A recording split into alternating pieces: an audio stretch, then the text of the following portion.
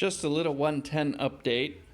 We have basically a breadboard, a giant one, in my living room to prototype the brand new electrical harness for the 110. Started with a 26 circuit painless kit, and I've just been stringing wires and adding to it to add all of our accessories.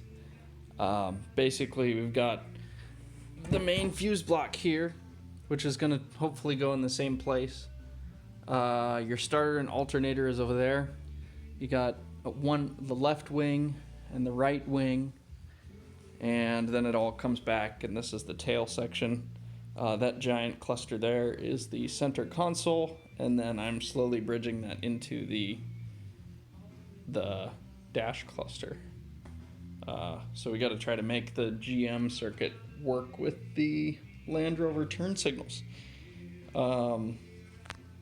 Today was awesome. Got a bunch new wire so we can keep running that, and got some Blue Sea toys. We got terminal jumpers and terminal blocks, and this bad boy is a